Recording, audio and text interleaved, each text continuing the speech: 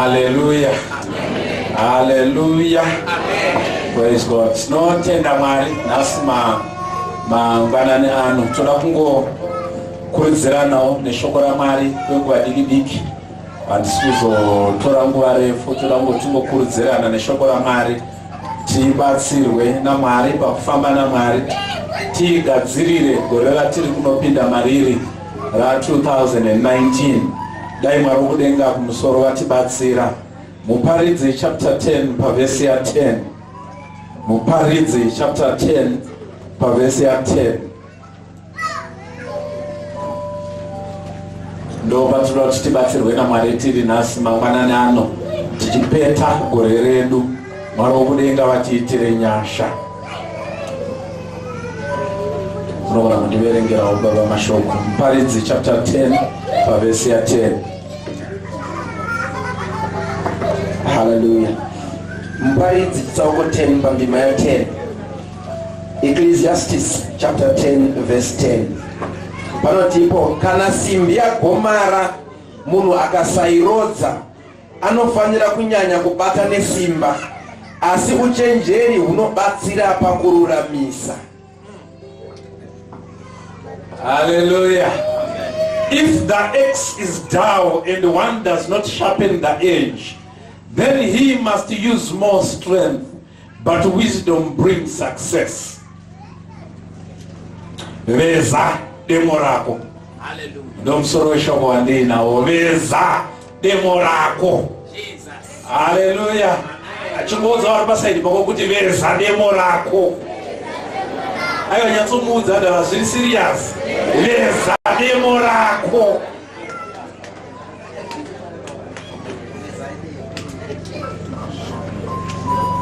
Anzi ukasaveza demo rako unofanira kutoshanda zvakapetwa.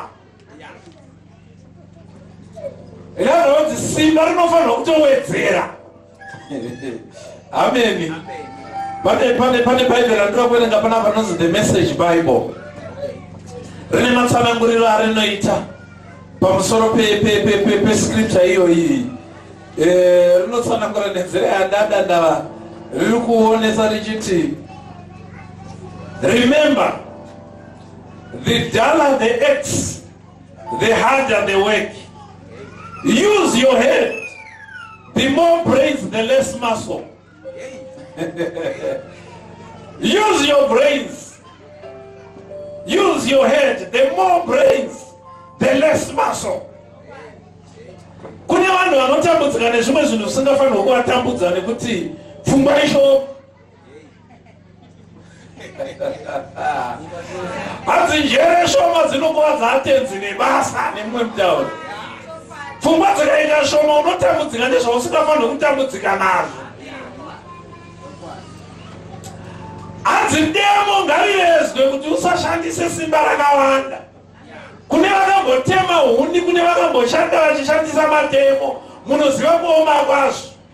Kana banga chairo rakagomara unoona nhamo kucheka mavheji. Mavheji haanetse kucheka, but nebanga rakagomara kucheka mavheji kunonetsa. But ukangotaura ukangoriveza zvako nenguva diki unenge wapedza kucheka zvaunoda kucheka. Veza demo rako. Sharpen your axe.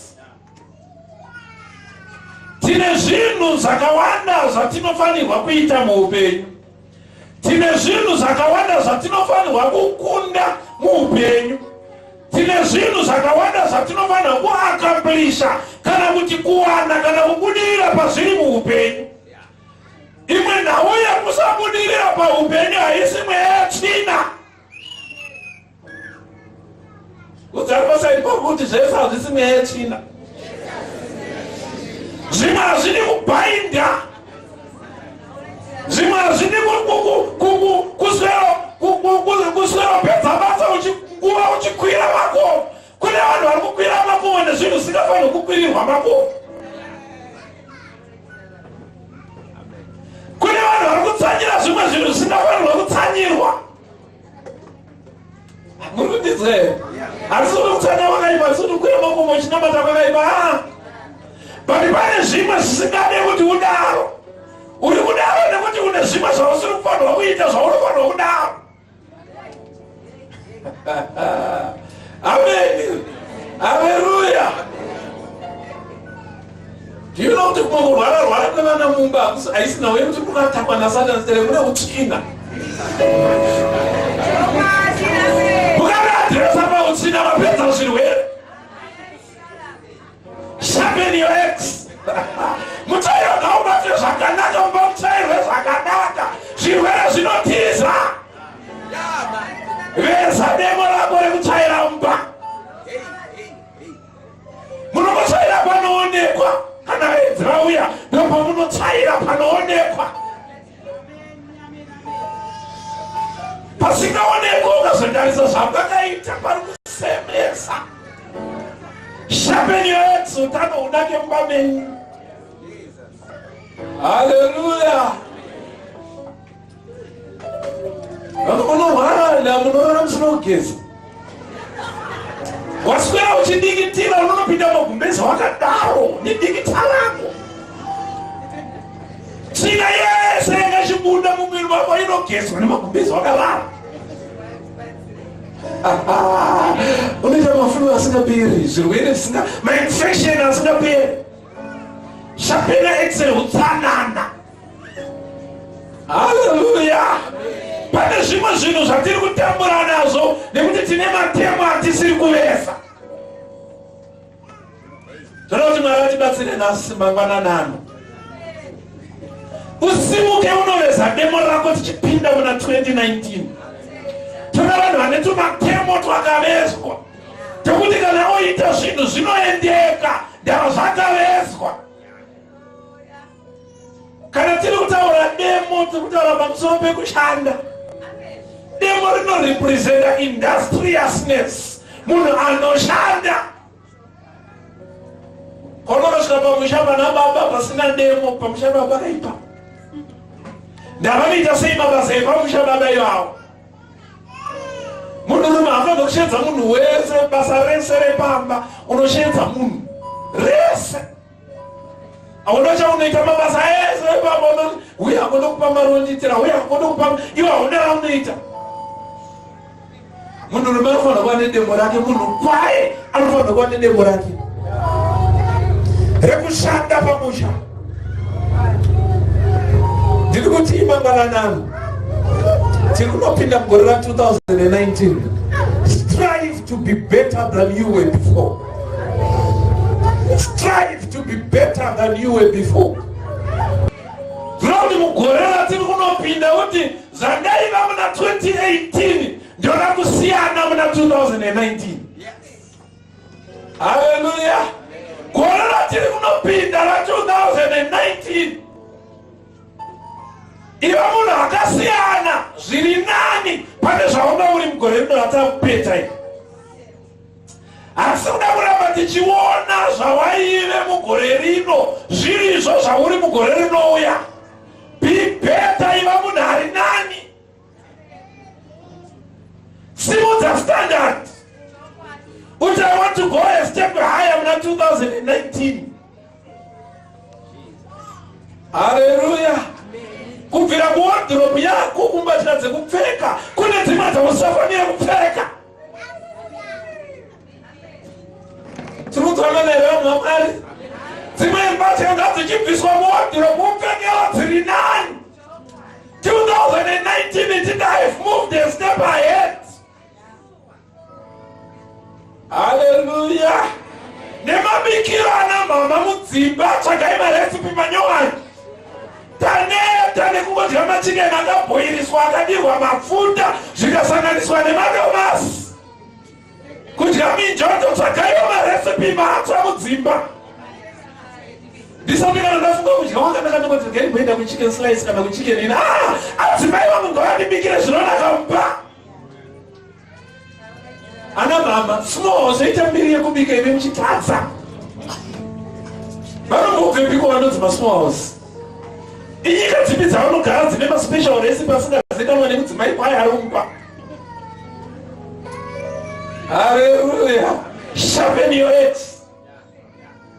Demo remukicheni ngarivezwe. Haleluya.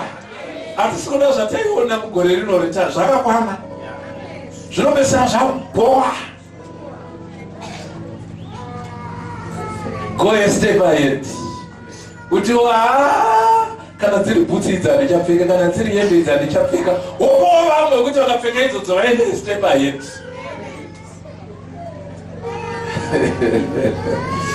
Hallelujah. Strive to be better than you were before.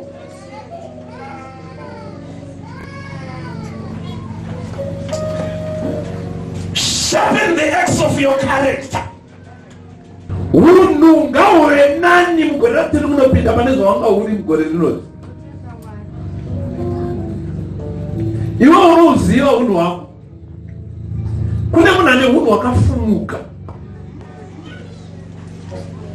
Anonyarirwa nevanhu iye asinganyari. Matauriro, mapfekero, matambiro pane vanhu. Sindisi tinotonyara kuti mai ava, sisa ava, mukoma ava, baba ava. Havasi kuona kuti pane vanhu idzi hadzinyari. Shapena unhu hwako. Character is very important. Unhu hwako unozivikanwa nevanhu nehwaunoziva uri wega hwakakosha uniwo. Unogona kukurwira kana kukusungirira nerimwe zuva. Ndozvapane mumwe munhu wekuti ananzwira kunzi aonekwa aine pfambi kana kuti aine chikomba kunonzi haimbotadzwa nemaitiro anga haimbotadzwa. Unhu havasati vakubata chete but vakatomisa mukategori remhombwe kana mahure. Neunhu musiwo unobatwa havakurambirana kuti tagara kazviona tatakangomira kuti zomubata. Kozoita mumwe wekuti unonzi kwete ndingi ndinotoda evidence. Mototanga matondipa mavhiri 11 acho kuti ndizobvuma. Nekuda kwehunhu karekta yako vanhu vanoti kudii newe. Gore rino vanhu vaiti kudii. Rinouya runoti vazoti kudii. Muromo mashoko anobuda pamuromo pako akamira sei. Ana mama ndimakawanda muri muno tikatora baba kuti baba toda kuti mumbotaura chokwadi musinganyari bisaiganda kumeso mungotiudzawo kuti mukanwa mama yava makaita sei. Vanozani makafira chidembo vanotaura mashoko anonhuhwa. Muri kana baba vanongorevegedza mashoko so anoita kugara vanotaura magara moyo. 2019 iti Mwari isaiwo murindi pamuromo wangu apa, isaiwo murindi. Mundidzidzisawo kutaura ndoda matomu pamuromo.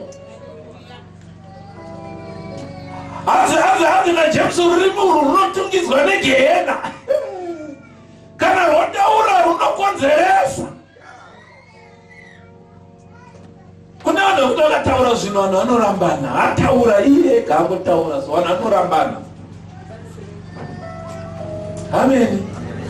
Ndinomubhuriro wangu akanoramba musikana wange tiri paUniversity of Zimbabwe. Haunze iwe musikana wako uya nemazama anenge rurimi rwemombe. Ndokomende akapiwa iwe. Hapana kumbopera svondo anga arambura. Iwayo mashoko chete. Be careful. Nemashoko anobuda muromo wako wakataura kuti kudii gore rino. Zvingani zvakanaka zvawakataura, zvingani zvakaipa zvawakataura. Tii baba ndoda kurodzawo demo remuromo wangu utaurewo zviri nani. Hadzi agona kudzora rurimi agona kudzorawo nemuviri wesezve. Kana usingagone kudzora rurimi rwako rwakugone kuzvikontrola, hauna self control. Veza demo rehunhu hwako. Mwana ngave mwana, baba wagova baba, amai wagova amai.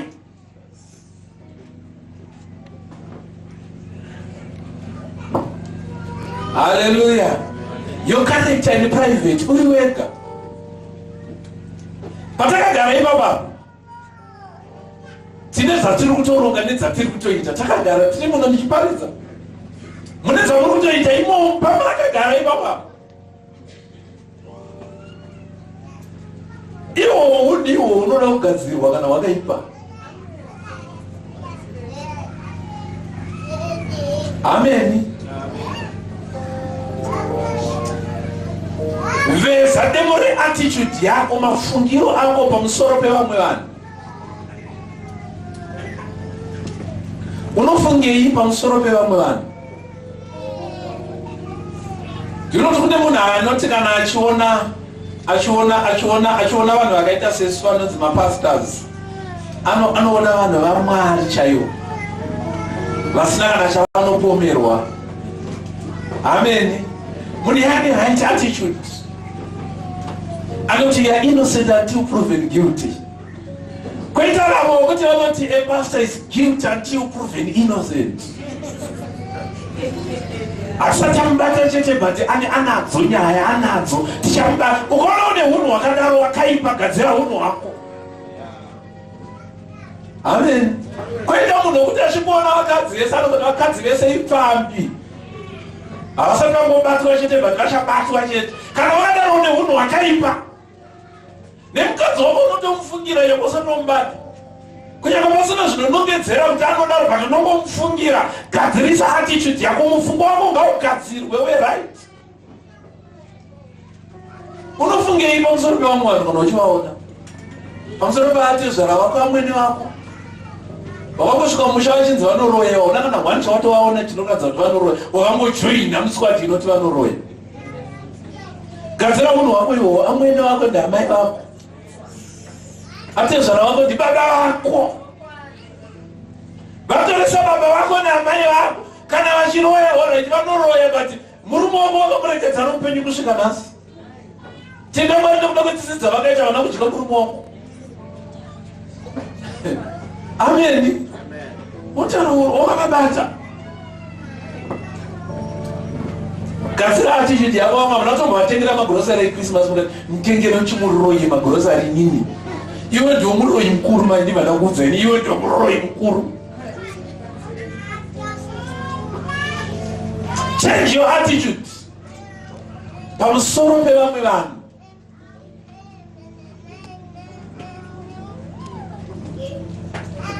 Change your attitude towards God.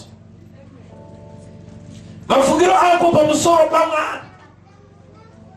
Kuna mwana anoti Mwari anotinetsa woman. Chakati anotatiti, chakati musaite. Saka tinozofanira kusei.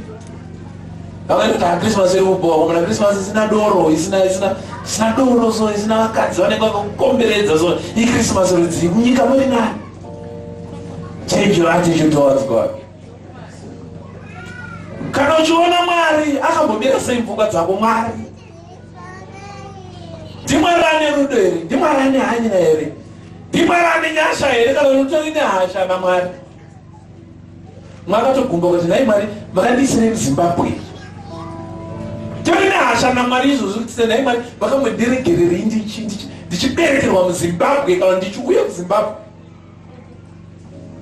Kana utori neattitude yakadaro wakagumbukira Mwari, you need to adjust your attitude.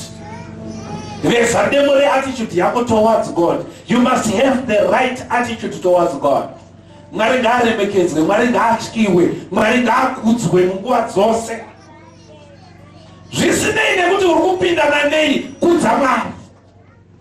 Siya Mwari ari pachigaro chake, aine kuremekedzwa kwake, kunyangwe iwewe upenyu hwako hwakaoma huchikurwadza, but Mwari ndiMwari. Hallelujah. Attitude yako towards God's kingdom. Basa ra Mwari panzvimbo ino neumambo hwese jekerere. What is your attitude?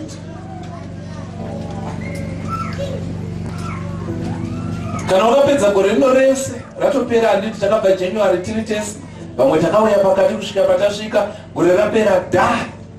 Usina kubvisa chegumi, zvinongoratidza attitude yako towards God. Usina kubvisa maofferings, zvinongoratidza attitude yako towards God. Uri mhando yemunhu uya akati tenzi wangu vakandipa rinda iri kuti ndigorishandisa ndigowana zvimwe, but ndakaziva kuti muri tenzi akaipa anoda kukohwa pasina kudyara hecho chinhu chenyu. Ndozvakaita akati hecho chinhu chenyu. achidzosera tarenda kuna tenzi wake akanzi rumuranda wakaipa, he had a bad attitude towards his master. Kana usingasapota basa raMwari, uchiwana mari but usingaise mari yako pabasa raMwari, attitude yako towards basa raMwari haina kunaka. You need to sharpen that attitude. Mugore ratiri kupinda here iti Mwari January ari kuya kubva January kunosvika December ndichasapota basa renyu. Panofanira kubvisa chegu, ndichabvisa chegu. Panofanira kubvisa maoffering, ndichabvisa maoffering. Panofanira kubatsira vanofanira kubatsira, ndichamubatsira. Kuveza demo reattitude yako towards the kingdom of God.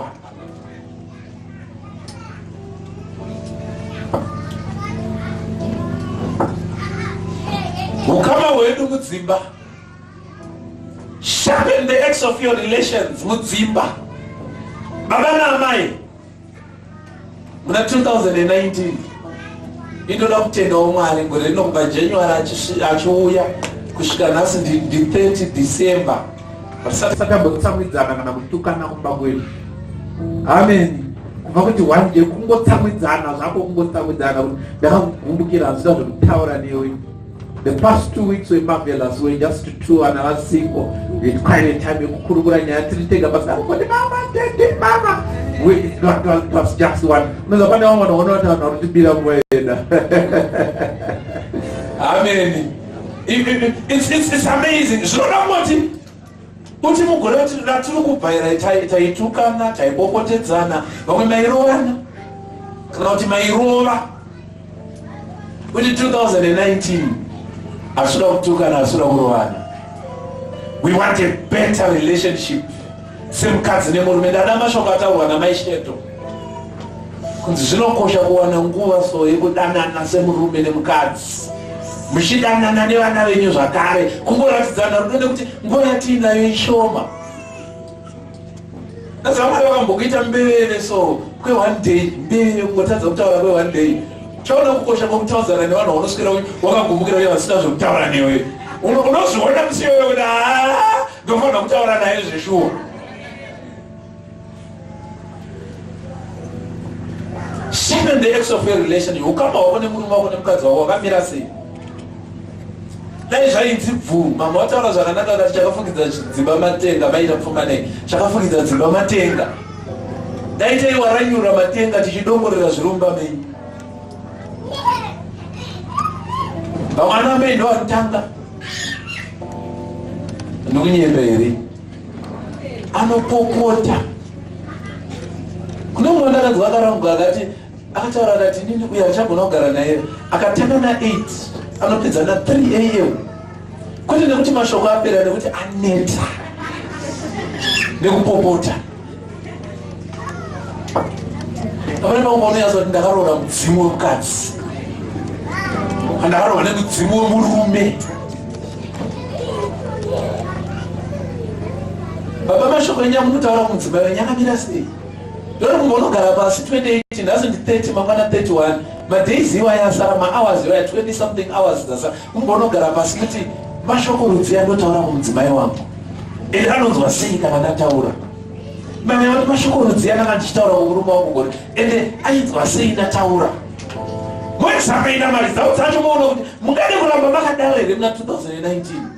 Seek to be better. Sharpen the edge of your relationship. Unoziva kumwe dzimba dzimwe dzinorwadza nekuda kuti matemo acho akagomara ari mudzimba umu. Ndosinga muchirwadza kugara vamwe munotaura kuti muchatonamata kuti nai baba gara zviya makati muchamutora neni murume uyu ndisunungukewo. Hands when a spouse dies, some are bereaved but some are relieved. Vamwe vanenge varasikirwa but vamwe vanenge vatodzikinurwa. Anitanga achaimba kuti ndinomutendawo ndasunungurwa tenda ishe parufu rwemukadzi wake kana murume wake. Ndasunungurwa tenda ishe. Ndokukadzasaka vamwe vanozoti anoda kumiririrwa munhu kana achinge afirwa mungopawo mwana omutaurira mashoko. Ndavanozotaura zveshuwa zviri pamwoyo mukakadzika mese. Hallelujah. Ukama wako nevana vako wakamira sei? 2019, strive to be a better father, a better mother. vaudze padhuze vana vako, utambe nevana vako, ufare nevana vako. Majewels ingoda dzawakapiwa naMwari. Amen. Have time with your children. Sharpen your relationship nevana vako. You know ndaifunga musuno ndikati manje so ndi Adonai anenge atoda kuti adede I'm moving out ndamunogara ndega. Izozada torotozo makona atopfura tiri kutarisa. Ukaona vana vatosvika 20, 21, 22, 23, 24, 25. Atoenda amusisina mwana. Anozvimirira ari murume. 25 years ndo dzamuinadzo at most. Ndi mwana wenyu 25 years. Make the most of that time. Dzimwe 5 years dzekutanga idzi anenge asati agona kutaura zvinonzwika. 5 years tichiuya kuti pa 20 years mune communication yakasimba neukama hwakasimba hwamunogona kuumba nemwana wenyu. Mukatadza ipapo apa dziri kumberi uku anokukanganwai. Build your relationship nevana venyu. Pamakore iwaya amuinawo mashoma. Vamwe muri kufa manje. Mwana wenyu anosara ine mamemories ekuti kudii nemi. Kana kufunga kuti baba vangu amai vangu anofunga kuti kudii. Kuti uwo vaigara vachirovana, vaigara vachitukana. Sharpen your relationship. Hallelujah. Never neighbors enyu. Muna 2019 be a good neighbor. Vakagara ku right, vari ku left, vari ku back, vari ku front. Kwamunogara vanoti kudii nemi. Kana vaita dambudziko vangamhanyire kwamuri here. Ndino kuti unogona kuita muvakidzana nemota, uri muvakidzana nemota iwewe. But neighbor anosaudza kumhanya kwakarendi kunotsvaga mota achikusiya iwewe, anozvata kuti anyike. Anobva uko kwamarande kuti zino kwamunogara kuya kuzochera mvura kuzvibhorani zviri kunoku nekuti penyu hapachereke kunyange paine mugodhi hapachereke. You're a bad neighbor. Vavakidzani vako vanoti kudii newe. Sharpen a relationship nevavakidzani vako. 2019.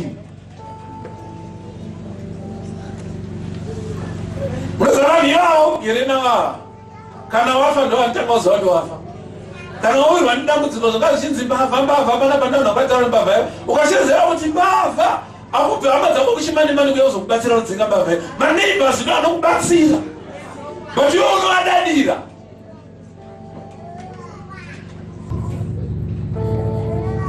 Hallelujah. Sharpen your relationship with your neighbors. Ngainaki. Somwe chochaina ndizokutaura nevanhu, lotaura nemombeka. Ndizokutaura nevanhu. Chazoona kuziva kuti kutaura nevanhu vakanaka. Musakungogarisana vakanaka so. Ndine mumwe murume anonamata Glenn wandakambotaura naye. Akamiswa paroadblock nemapurisa nguva yaibhebha mapurisa muna 2007 kutaura kwake. Kamiswa paroadblock nemupurisa akanzi mune mhosva yakati nemhosva yakati. Bhadhara yemari yakati. Akati handina mari. Amai angari mupurisa wechikadzi, handina mari. Nzakana takutokusunga takutotora motikari yenyu. Kanzi amai ndakumbirwa ndibatsirewo. Rimwe zuva ndichazokubatsirayo. Kanzi handibatsirwe nemunhu akaita sei. Ndomashoko avakataura kuti handibatsirwe nemunhu akaita sei. Haina sei. Amai vamupurisa murume wavo aidhiraivha magonyeti. Nyaya ndikutaura yakaitika hadzisi dzinonzi nyaya dzevaparidzi dzekugadzira. Inyaya ndiri kutaura yakaitika. Mai ava murume wavo aidhiraivha magonyeti. So ndokubva vatakurana nemurume wavo achienda kuDRC negonyeti. Achidhiraivha kuDRC anonyatsogadzikana zvakanaka. Ndokubva vasvika uyu murume anoita zvewelding. Aenda kuDRC nebasa achiita zvewelding. Ndokubva anotorwa nemukuru wemasoja kuDRC akanzi ndiitirewo basa, saka aimuitira basa achimuitira basa zvekutonyatsowirirana pabasa. Mai ava nemurume wavo vari kudhiraivha gonyeti vasvika rareidwa nemasoja ekuDRC. Rareidwa uyo ari padhuze ari kuona zviri kuitika, ari kunzwa vanhu vari kutaura shona, murume nemukadzi. Ari kusvika padhuze ari kuona ndiye mupurisa uyo nemurume wake. Ndokubva ati achirega ndinotaura nani? na chef ndokubva ina batala chef zveshogonyetera batwa so but vana vanda vaziva ihama dzangu dzekumusha ndokumbirawo muvaregedzera endi soja yavakutostaura nemasoja akakata no avaregedzei vaite sei vaende ndokuzoenda kuna mai vakati amai muchandirangarira ndiraona kumbokuzivai zvandakambosangana muri mupolisa anditi kanzi ndakambosangana neparori block so ndinoyawo vakati handikubatsiri handira chandokubatsirai. Munoona zvinoita upenyu, munhu waunoti abatsire munhu iye achakubatsira mangwana. Amen. Tiri muHighland ndakaenda pane imwe kamba yemapolisa ndichida kubatsirwa nyaya ndandinayo. Vamwe amai hameno kuti vakanzi vakaita sei, vamwe amai mupolisa wangu varipo vananzi ndo vanondibatsira akati hatigona kubatsira tinoshosho vamugona kundibatsira hatombogona kubatsirai makutotinetsai vai pano vakazofonerawo vamwe superintendent vandaiziva ndikati mai avari kuramba vandibatsira but mimi ndakakubvunzai nyangu mukati ndinobatsirwa nemapurisa panyaya zvikanzi vakaifoni kati handitauri nemunhu wese wese pafoni zvikanzi enda unopa officer in charge ari ipapo ndibva ndanopa officer in charge handizive kuti officer in charge akaudzwa kunzi kudii ndakaudzwa vangoti zvakanaka ishefu ndobva vatodza kunzi mai ivavo ngavabude muofisi imomo izvozvi nekuti havazive basi. Panga pari pakati pesonde musi weFriday mapurisa anga ine service yavaiitira pachechi pedu kuHighland vakasvika takagara pazvedu pamacheya takatogara mai vai ndikatovaona mai vai vauya wena kutosvikati makadii mufundisi kana kuti vaakutonyala manje vaakutonyala vazouyawo kwatiri kuti tizovabatsirawo. Hama dzangu muupenyu tisadadirani. Sharpen the X of your relationships. Munhu wese akakukomberedzai vane ukama hwakanaka naye. Muna 2019 matiri kupinda uchindoda kugadzira ukama kana kuine vanofanira unokumbira regerera vanoti hama yangu ndine urombo ndakakutadzira.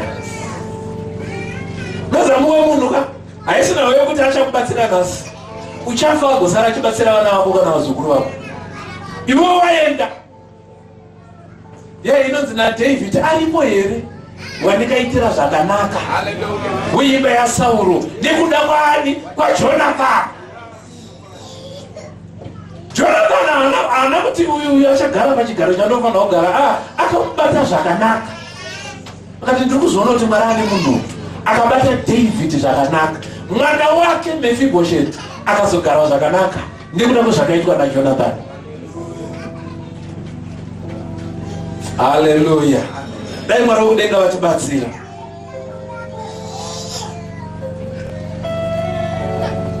Sharpen the edge of your commitment to God. Commitment to God. Handisi kuziva kuti gore rinongo wakazvipa zvakadii kuna Mwari. Handisi kuziva.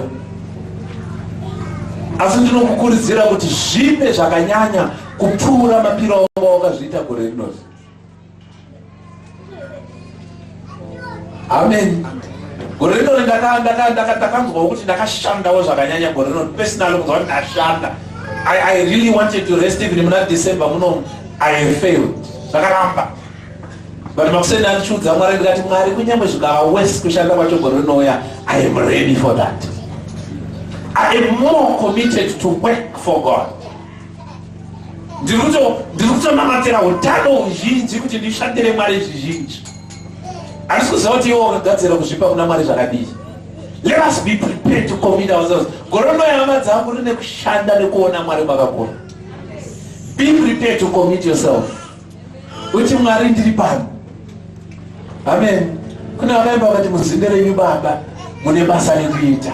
Ndiri pano nditumei. Kuri kuda vanhu vari committed kuna Mwari. Vanoti Mwari ndichazvipa kwamuri kupfuura mapiro andakazviita upenyu hwangu hwese, kupfuura mapiro andakazviita muna 2018. 2019 I want to be more committed. You must grow in your commitment. Haufaniri kuramba uri pawanga uri. Ndainamata 30 minutes ndoramba chinamata 30 minutes kana kutodzokera basi. Azvona kudaro. Kana ukaverenga Bhaibheri ukapedza gore rino, sari gore rino enda kutora leave. Read more. verenga zvakanyanya iko zvino chibva wanyatsostada kuti ndakangoverenga ndakangonobata bhuku raFirst Peter ndikaverenga ndikapedza but ndauda kuziva kuti akarinyora ndiani, rakanyorwa gore ripi, richinyorerwei, kuna nani.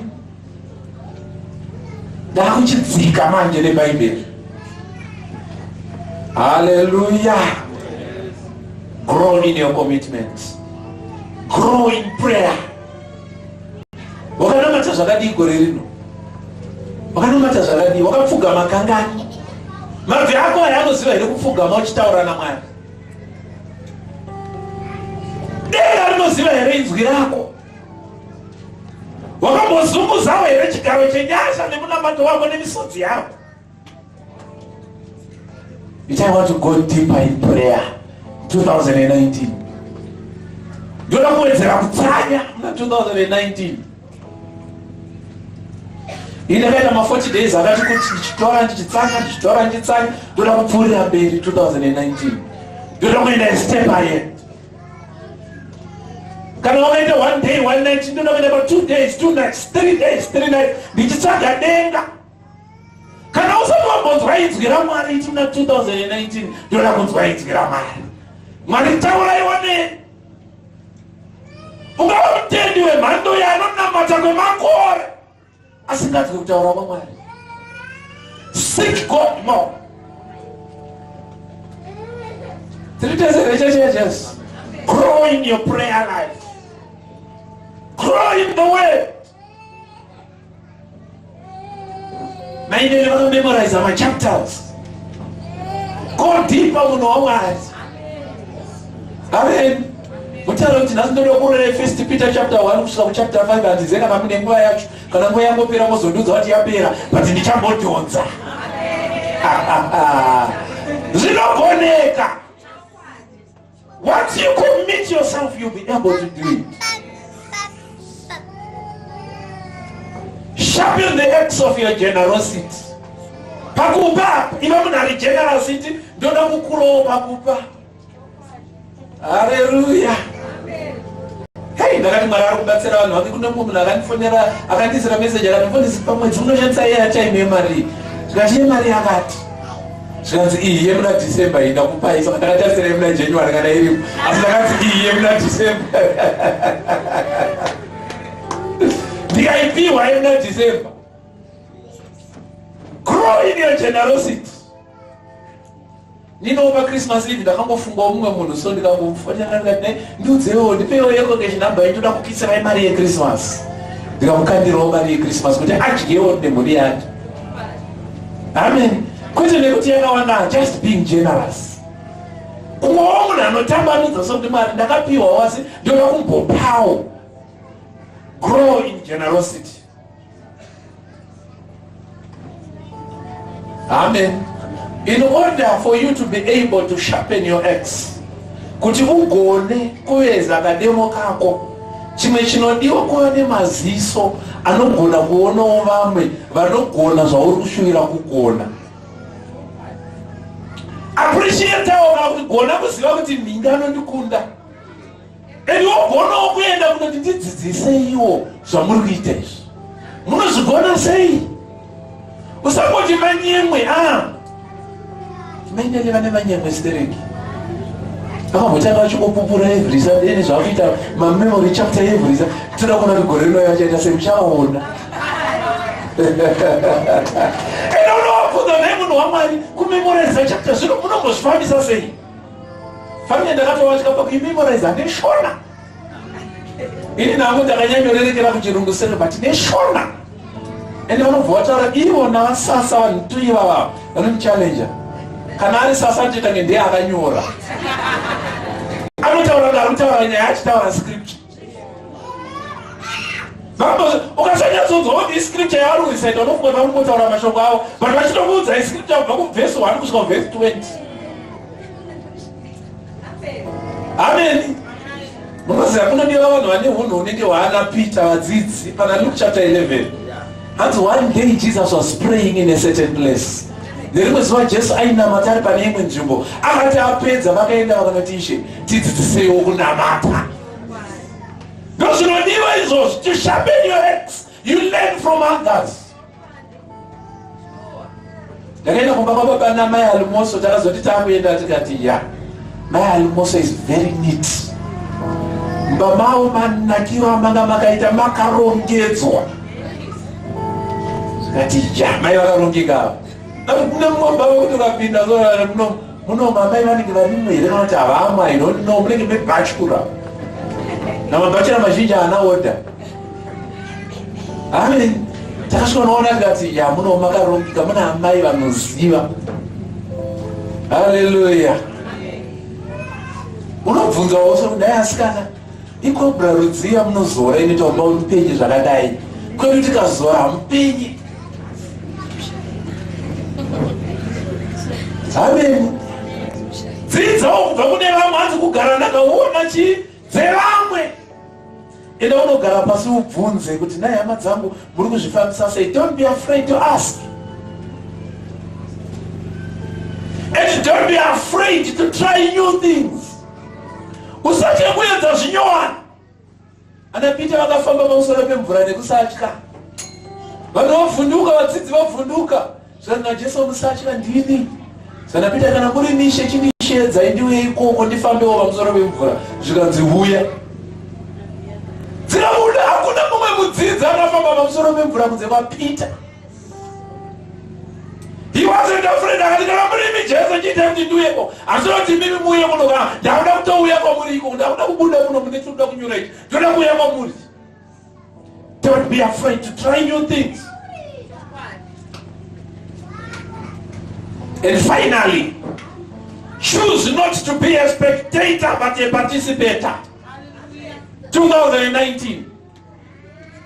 Choose not to be a spectator but a participator. Na ndikifunga kumakuseni kuma 12. Ndikati munhu anoenda kunoona ndiye anobhadhara, kuonekwa habhadhari, anobhadharwa. Muchienda mustadium munonobvisa mari kunoona vanhu vari kutamba bhora, vapedza kutamba wobhadharwa, iwe unobuda watosvota. Wane nzara yekuombera nekukuza nekupopota. Wamwe uchipopotera ari muground, wapedza kumupopotera ari kunobhadharwa. Iwane kupopota kwako une nzara, una mari yechikafu. Choose to be a participator and not a spectator muna 2019. Iti handisi kuzookera but ndichamira panzvimbo ndichiita zvinhu.